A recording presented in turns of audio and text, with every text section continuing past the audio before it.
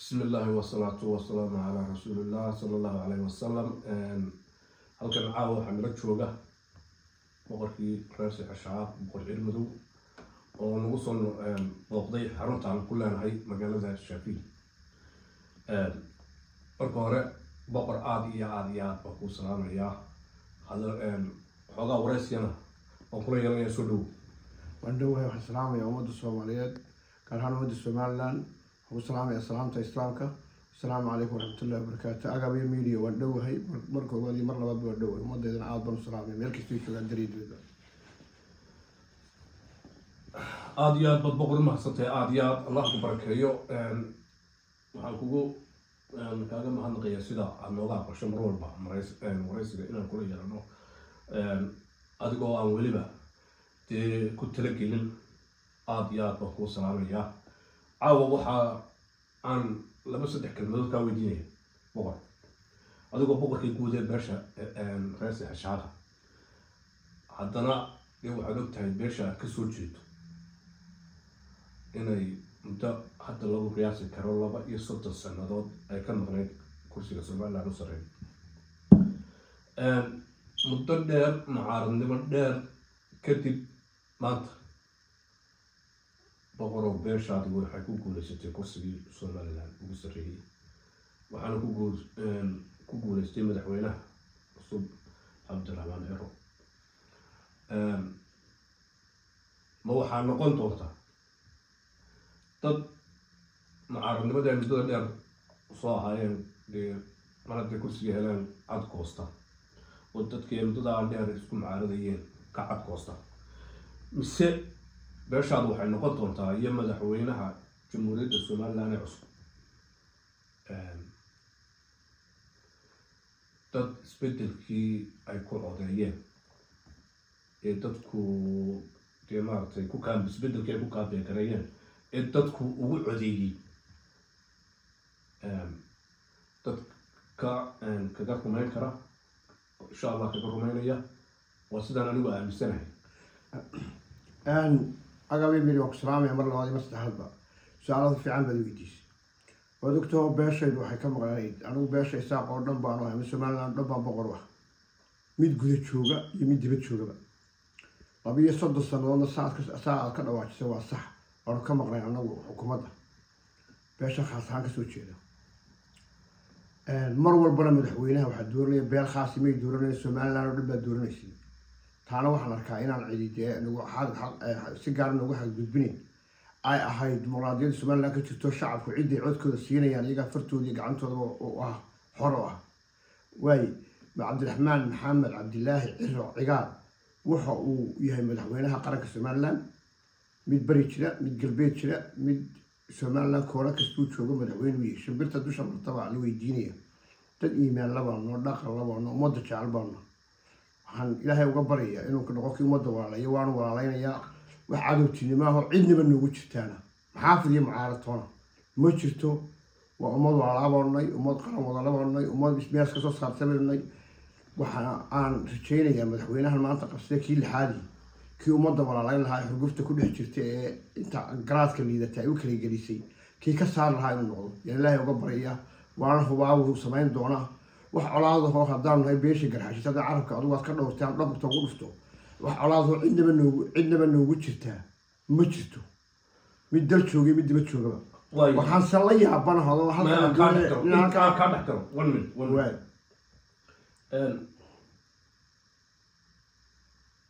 beeshan aad ka soo jeeda garxajiis aad inuu ka dhawaajis uu ka sharxaa Cabdiraxmaan Ciro madaxweynaha cusub uma eka madaxweynuhu nin cad koosta waana nin Soomaaliya iyadoo dee Soomaaliya ka mid ahayba shaqaynayo mas'uuliyad hayay ballaaran oo qaranka ummadda Soomaaliyeed u hayay malayn nin cad koosanaya laakiin beeshii dad badan baa imanaya teetaladii aad ka soo jeeday oo hadday doonaan dee maaragtay wax badan tabanay haddii taasi dhacdo madaxweynaheenan cusub ee iminka yimid kursiga siduu maareyn karaa wada malaysa waa nin aqoonteeda leh waa in nin la tashigeeda leh oo aan tala goosan sida qaar hore ina soo marado aan dadka tala ka qaadanayn waa nin tala urursi ku nool waa nin aqoonteeda leh waa nin aqoon badan oo leh somaliland oo in badan ka ah golaha baarlamaanka haystay golayaasha ugu waaweyn buu qaar haystay waa nin somalilandna fahansan shacabkiisa iyo ummaddiisana fahansan nin waxaa maanayaa nin looga baqi karo maanta ma aha cid walbana saamigay leedahay nin siinaya weeyaan waxaan ka rajaynayaa ummadayda maanta inay ku wada qanacsan yihiin fartooda ku doorteen dee aanay eeri doonin inay soola dhaweyn doonaan inta maqan iyo inta la tabayana ninkii buuxin lahaa weeyaan aan hal qodob kale ku dhaaf adigoo ga raaliya caasimadda Hargeysa afar reer baa loo badiya deegaan ahaan afartaa reer waa inta badan waa majority waa isaaq beesha la yidhaahdo beelaa dega ka mid oo aada u ballaaran ayaa iyaduna dhinaca kale gododsaniidu musharax kala wadatay beeshii hadda si ballaaran bay ugu dhigan tahay oo maayarkii magaalada Hargeysa cabdilkariim axmed mooge bulshada caalamkuna soomaalida adduunka ku kala noola inankaa waxaa loo yaqaanaa inan aada u daacada dad dee qarankan somaliland usoo halgamina oo kasoo jeeda sababta inankaa loogu dhegan yahay iminka maxaad malaynaysa marka hore waan ku salaamayaa marxigtaa haddaan su-aashaada isbabir taago horta halganka reerka isaaq la yihahdaa wuu soo wada halgamay mid gacan ka halgamay mid maal ka halgamay mid qori ka halgamay inkastoo haddaan odhan karo kuma faani karo beesha garhays beesha ugu badnayd bay ahaydba laakiin isaaq maanta wuu soo wada halgamay isaaqna wuxuu dhalay somaliland buu dhalay marka xaggaa halganka haynuguma celinba waxaynu ka qaadanaynaa somaliland waxa weeyaan ummado isu tego fara badan oo isaaq qura maaha waxaan qabaa cabdiraxmaan ina mooge inuu yahay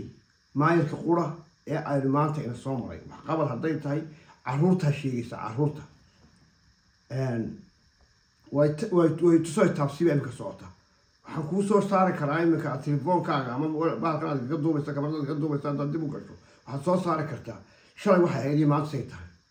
saasaan weliba fari ka qodnayn waa nin ummadda u ducaynayso oo danyarta u ducaynayso oo waxgaradka u ducaynayo oo aqoonyahanka u ducaynayo ninka kaa ku marmarsiiyo kaa qabsaday waa nimaan halba jirinba oo meel gaarsiiyey meel la gaarsiin doono waxaan se la yaabanaado halkan ragga ku dheganda waa badmadow 3 sannadood baan iminka anigu waxaan ka maqnaa 7 sannadood baan dalka ka maqnaa qurbaa jira oo aniga la joogaa waa lay diiday inaan dalka soo galo mar qura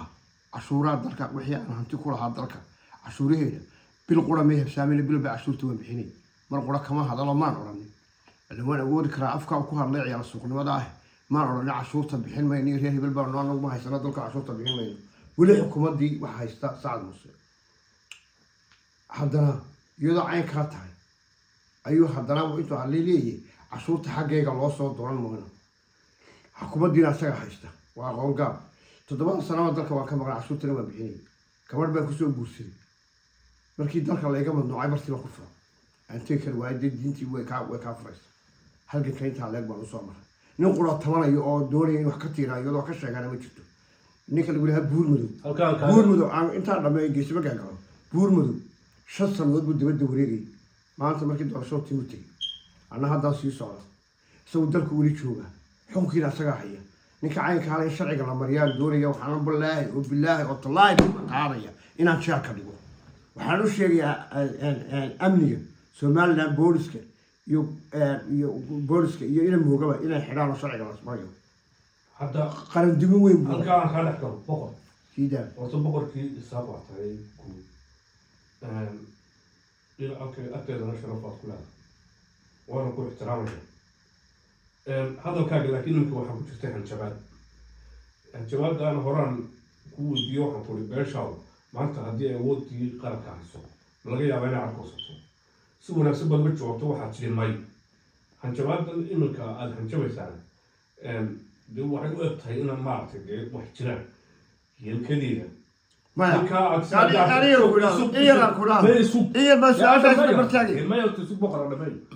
مش هو دي وانا اقول انه هو لما مست انا ولا انا كشر ما حق بنولا دي مقرسه انا ولا نكا عاد مقعودين مكا لبا قضبا كاش حتى انتي تنبه قضبا نكا عاد مقعودين قضب كلابنا غير دبا مقعود وربي سدك حسن يمكن أن قاعد مقعود أنا واحد يا ولد ده عقب ميديا هذا ولا صعتان إن بدأت كسوت شتي أدو سأش بس عندكم فاهم لكن ونكتب سمي قرن دمس مسمي حكومة دي ولي وخاستو كرسي أنا ولي كان دي بيلغ هذا أما ريال باينو هذا وهذا كمان يقاومونه حكومة دي وخاستا فيسو تسوى مال سكبيري تسوى اسمال ها حكومة دي موسى شيء ليسو وحكا الله يا هيرو وحكا ودتك أبوري قويس يا غير يعني هذا هير كي وخايسن عشور بحين ما إنها كمان نشوفنا ودتك كأبوري في النظر أبوري إلا قبته أدو مؤجري أنا مؤجري إلا قبته الشرع وحول لقي لما مريم أنا أقوله أنا وحكون وبلد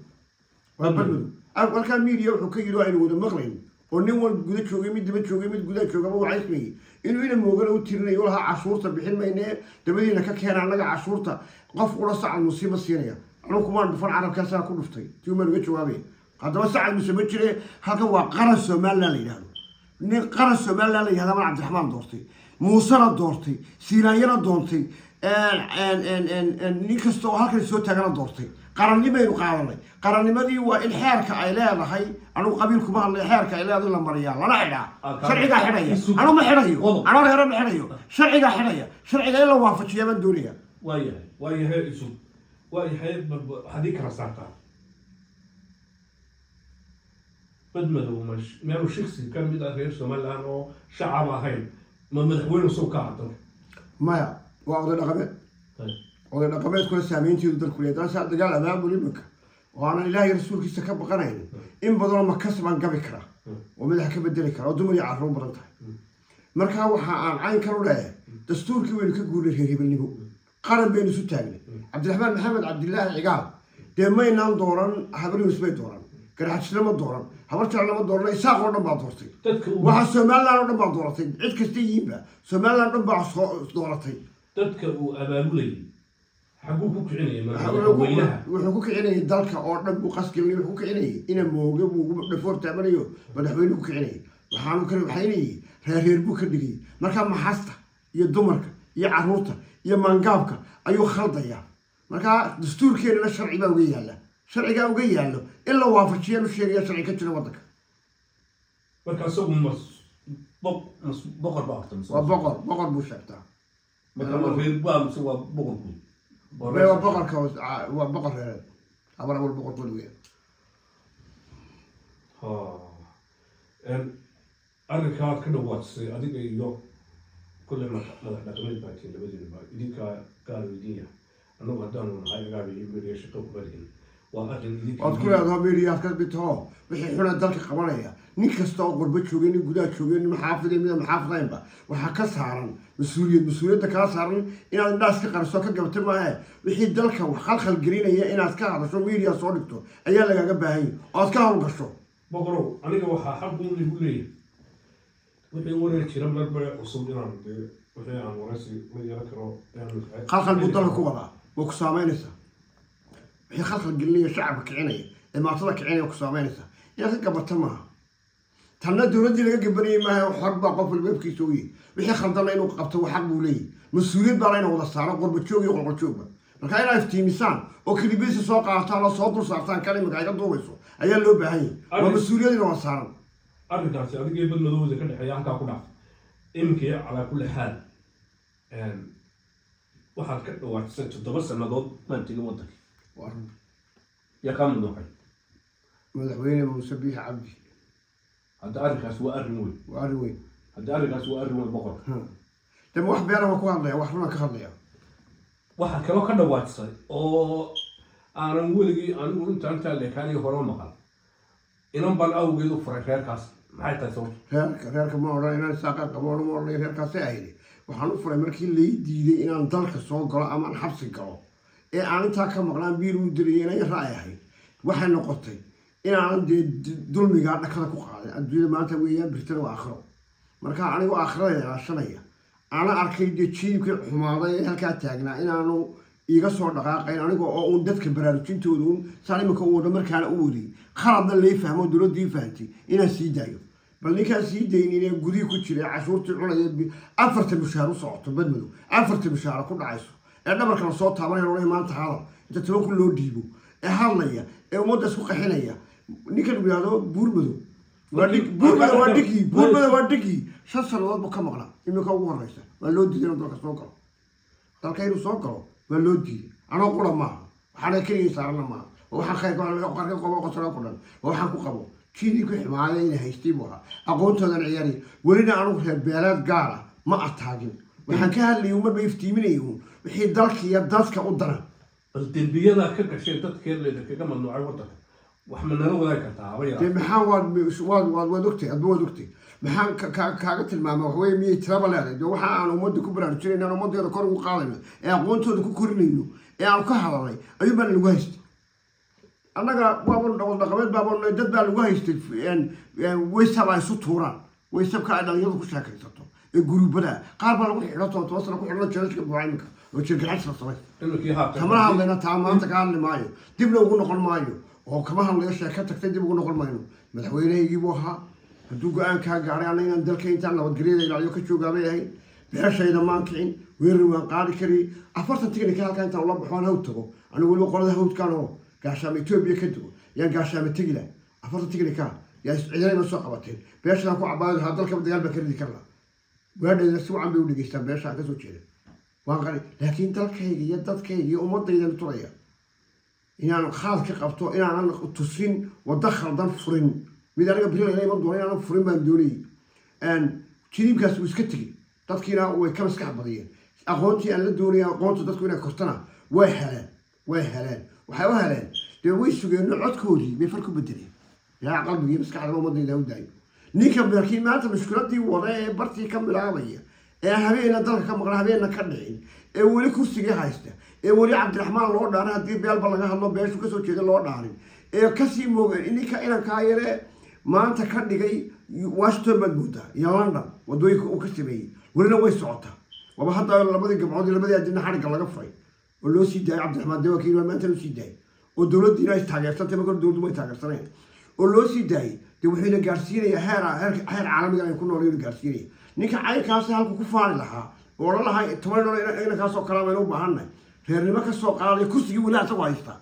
dee walaalayaal waxaanu leenahay sharci baa dalka ka jira wax kale annagu ku samayn mayna sharci baa dalka ka jire wixii khalkhalgeliyada caynkaasa keenay si annaga waa naloo madnuucay waa in gacan bira lagu qabtaa asalaamu calaykum waraxmatullahi wabarakaatu hal kelmada weydiin intaad ka bixin boqor soo daa ninkaa iminka aad ka hadlaysay cabdikariim maxamed axmed nuur dad baa isla dhex maraya suuqa waxaa noqon doonaa guddoomiyaha soo socda xusbi noqotay arrinkaa maxaad ka ogsa waynu anigu arrintaa ma ogi mana muuqato guddoomiye nin baa ah xirsi xaaj jaamac baa ah magacyaha jire isagaa guddoomiye xusbiga ah dee wixii soo socda dambe waynu dee maqli doonaa laakiin anigu haddaa taa aad weydiisay mana maqal mana ogi beeshaad ka keentay adu baa noo faahfaahin doona halkaa meesha ka keentay xusbiga isugu dhufanaysa xusbi guddoomiyu leeya aad ka hadlayso aad miidiya soo gelinaysaan wax walba soo gelinaysaan ee waxaa ida maqal ah ka hor dhacaysaan idinkaa faahfaahinaya adiga iyo inta macaaga ah ee bulshada ku dhex jirtay wax duubtaa ayaynu weydiinayna annagu ma ogin oo dhaqameedkii beeshaanuna go-aamada soo baxa si wacan baan la soconaa dal iyo dibadba ma ogin mananaan maqlin guddoomiyaha waxaan u naqaanaa anu xirsi xaaj jaamac isagaanu u foodaynaa 5 sano markay dhamaato isagaanu wadanaa haddaanu xusbiga wadannahay laakiin meeshaad ka keentay adaa iboo samayn doonaa war sida laysu dhex marayo taasi adduunka u dhanbay dee ku dhex wareegaysaa ma aha midaan anigu caawa bilaabayo waana la ogyahay boqor ugu dambeyn warna sileeda wadankii ku noqon maadaama 7 sano kasoo horta markii aan laygu celin baan ku noqonayaa si dhaqsaa baan imanka diyaar u ahay bilahan soo socda waxaan ka degayaa magaaladii hargeysa insha allah iyadoo nabadana waan ka degi doonaa shaqaqayar baa lagu sheegaya imanka xagga galbeedka bariga oo ay dhulbahantii soo kala kiciyeen taasina way iska dhammaanaysaa wax saa usii weyn maaha dalka nabad baa ilaahay uga baryay cabdiraxmaan ilaahay halka ku asturo dal burbursan kala maqan ayaa loo dhigo wax badan tabanaya dadka la kala fogeeyey waxaa ilaahay uga baryayaa ugu ducaynaya inuu kii ummadda walaaleeya isku wada yar iyo weynba ilaahay ka dhigo ee xaqa ilaahay garan siiyo dulmiga aan ku dhaqmin ummadda cadaalad dowladda ugu soola baa ilaahay uga baryayaa adigana waa ku salaamaya insha allah waad mahadsantahay 13 bisha soo socota marka madaxweynaha cusub loo dhaariyo ayuu noqon doonaa kulankeena labaad aad iyo aadna waa ku salaamaya waanad mahadsantahay boqor sidaad noo sharaftay allah ku shafo